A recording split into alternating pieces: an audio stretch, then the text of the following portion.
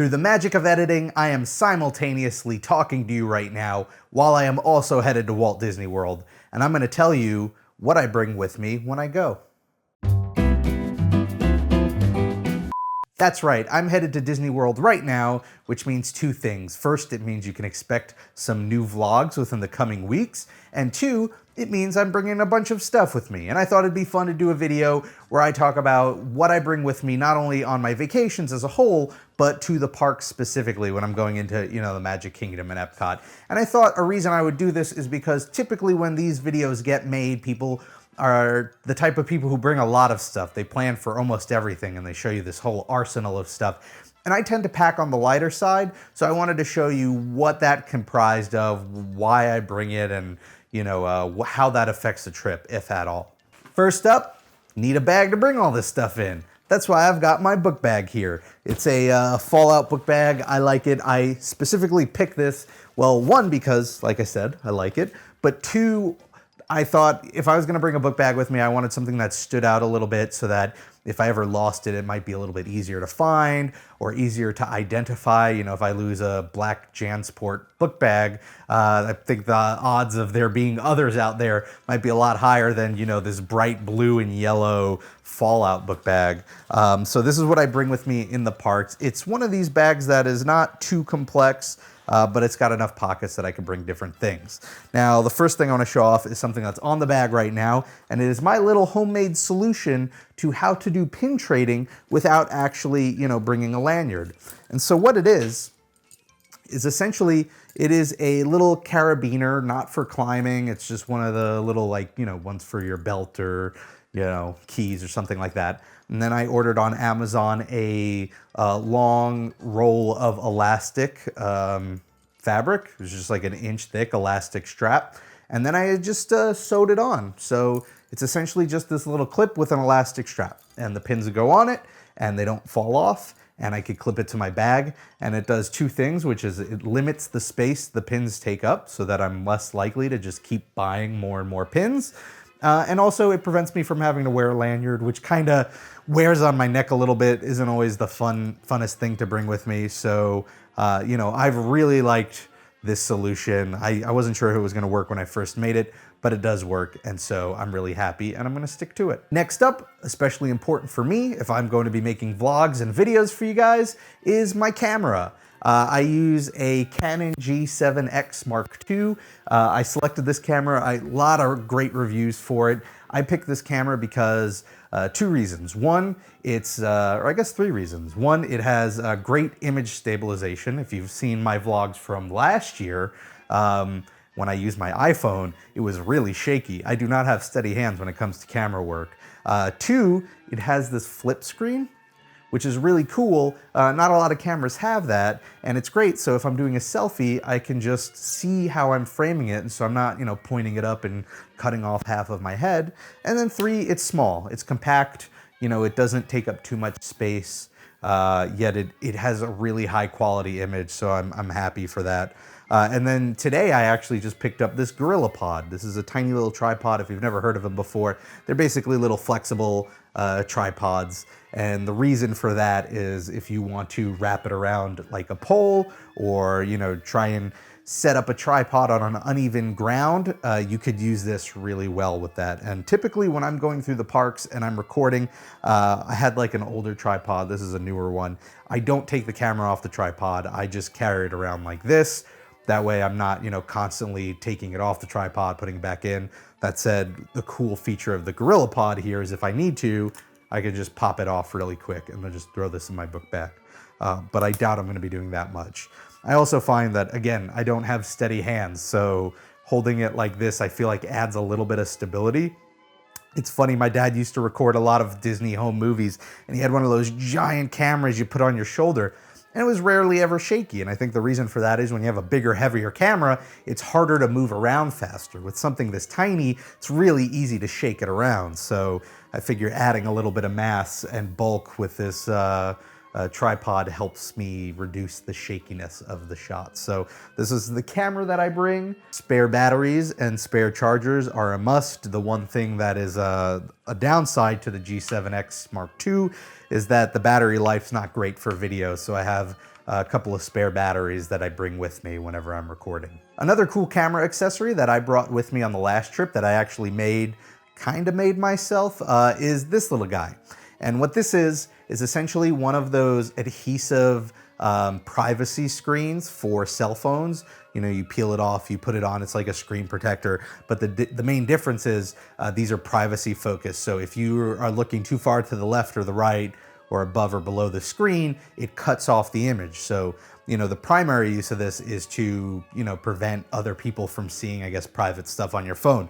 The reason I use this is because beyond just cutting off the image, it also cuts off light. It acts almost like a little ND filter. And so I've cut it down to the size of my camera, and I place it on the back of the camera whenever I'm recording on a dark ride.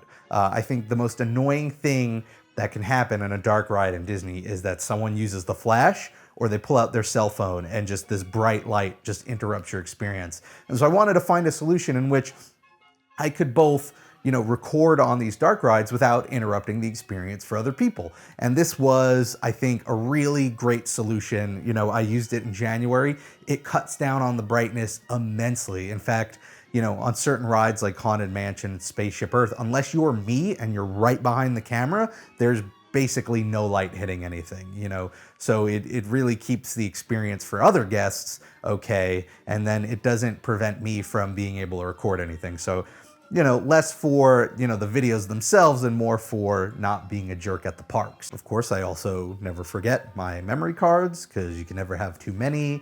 Last trip was a 5-day trip. I recorded 10.5 hours of footage. It spilled over into 2 or 3 memory cards, so I'm bringing plenty this time because I actually intend to record even more than that, even though it's only a 4-day trip this time.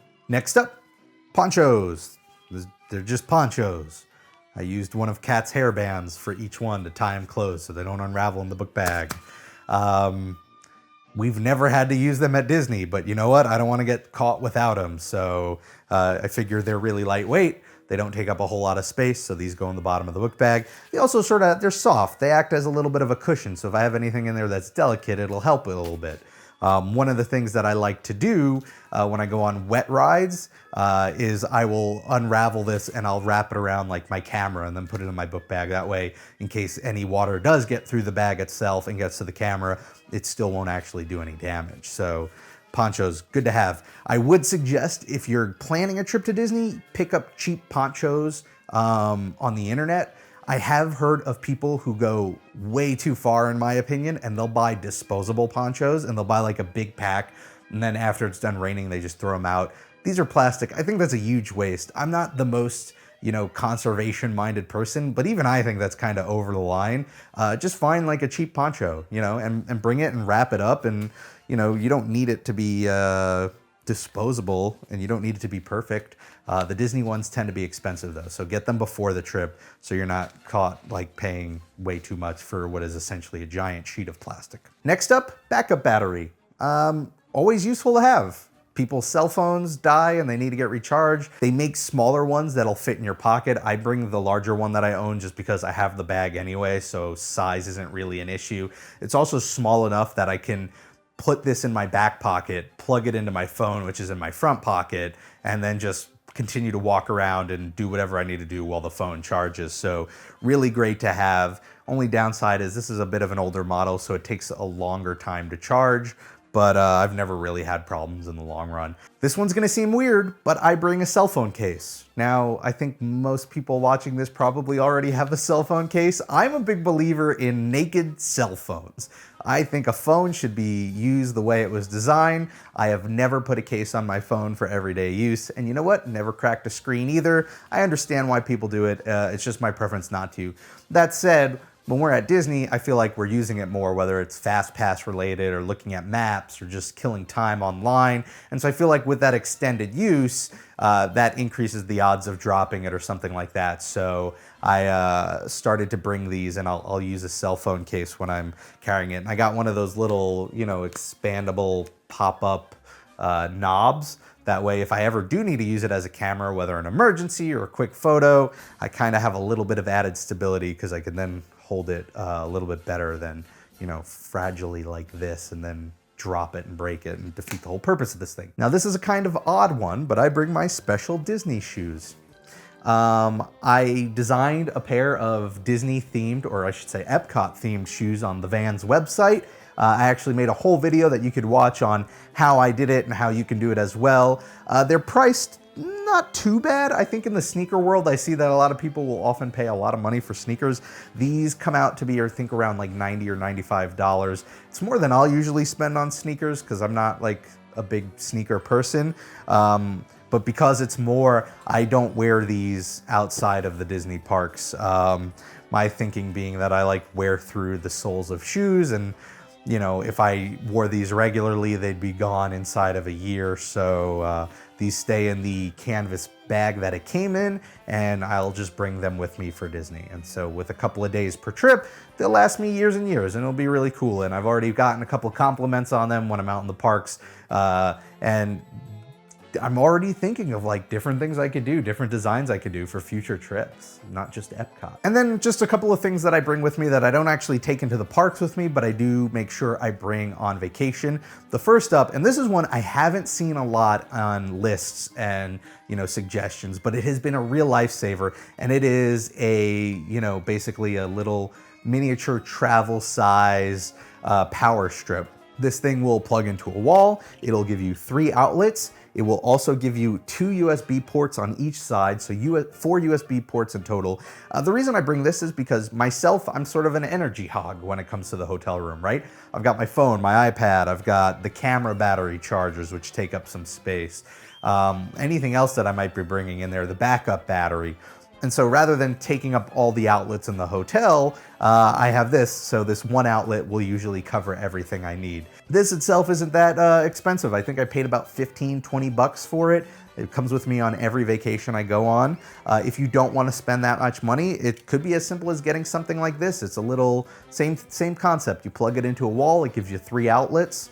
And you know, it's not as versatile with having all of the USB, which I think a lot of, you know, products use, and you can avoid a lot of power bricks by just going the USB route, but it'll still get the job done. And this is much cheaper and much smaller and lighter. So, you know, it's a good alternative. And then last but not least, I bring my iPad. This also does not come with me into the parks. I have no need for it, but I do bring it with me on my trips. It's a shame. I wanted this to be the first trip where I brought my Nintendo Switch with me for long-term travel. Unfortunately, all the Switch really does is play games, which I know to a lot of people is exactly what they want out of it. But when I'm traveling, I kind of want a little bit more wiggle room. And, you know, by comparison, this will play games of a lesser caliber, of course, but it will also play movies on Netflix and Hulu and Amazon, and it'll let me read books on the Kindle app, and it'll let me, you know, go on the internet on a browser. And so I always make sure to bring this with me when I'm traveling. It's mostly for the planes. I also like to use it, you know, at the hotel at night. I'll just check up on YouTube or what's going on in the news and stuff like that. So, you know, it's made me wonder what I did before the era of tablets and smartphones whenever I was traveling. I guess I just watched that Disney Channel a whole lot. And then, of course, like the normal vacation stuff, clothes, shorts, t-shirts, underwear, and toiletries, and your Magic Band, and the sort of basics. But yeah, it seems like a lot of stuff, I think, when you go through them one by one. But when you pack it all into the book bag, my book bag's actually mostly empty most of the time, mainly because I've got the camera in my hand. Those batteries are tiny. You know, I've got the couple of ponchos and stuff like that. It doesn't take up a whole lot of room, so it's nice. So the bag doesn't actually get in the way. It's easy to store when I'm riding rides. It's not too heavy. It doesn't wear on my back at all. I get through bag check pretty quickly. So I'm actually a big fan of it. I'm a big proponent now of bringing a bag with some stuff. And then, of course, to carry things. If I buy merch, I just throw them in the bag. So that's always nice to have as well. So there you have it, everything that I'm bringing with me while I'm at the Disney parks. Let me know in the comments below, what do you bring with you into the parks? What have I forgotten? You know, this is a topic that I think gets covered a lot, and I think the main reason for that is because different people need different things. If you're traveling with kids, this is not even close to what you need with you. There's all sorts of other stuff you got to consider. So throw it in the comments below so people who are planning their trip can, you know, learn a little bit about what they might want to bring with them to Disney. If you want to see more videos like this, All you have to do is hit that subscribe button. I do 3 Disney videos a week: Disney history, Disney vlogs, Disney opinion pieces. You could also follow me on Twitter. I'm at Rob Plays.